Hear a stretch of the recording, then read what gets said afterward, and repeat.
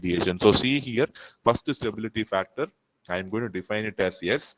And among the three parameters, IC naught is the main culprit. So preference goes to IC naught first.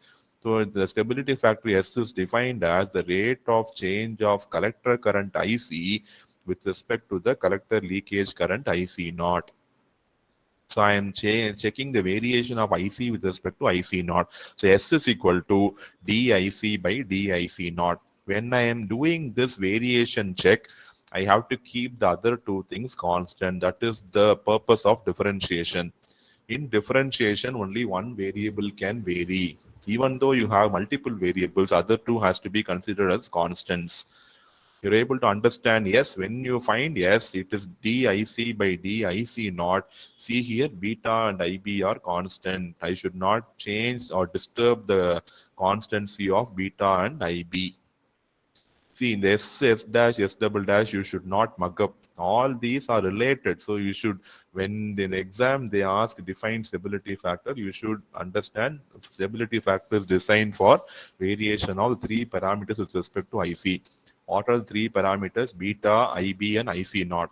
Among the three parameters, which one is very, very important first? IC naught. So S is equal to DIC by DIC naught. Simple. Online exam we can discuss and write, we can copy and write, we can learn and write, but when you come and write physical exams in college, it is not possible in that way. So in that way, you have to logically ensure that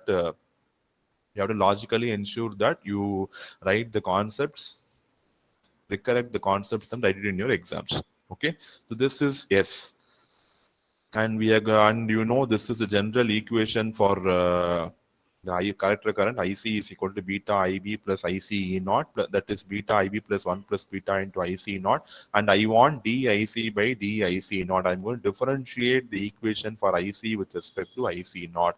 So differentiate IC with respect to IC naught.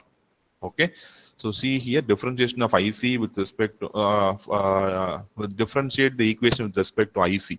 IC with respect to IC, the differentiation is 1 beta into DIB by DIC plus 1 plus beta is constant into DIC naught by DIC. See, I am differentiating with respect to IC because you see, I have the equation with respect to IC. And what expression I need? DIC by DIC naught. And you see, I get this equation. Bring this term here, beta into DIB by DC this side, so it becomes 1 minus beta into DIB by DIC equal to, and what is DIC naught by DIC? What is this term which I am highlighting and showing? What is DIC naught by DIC? What is this term? 1 by S. Yes, DIC by DIC naught, we have defined it as S.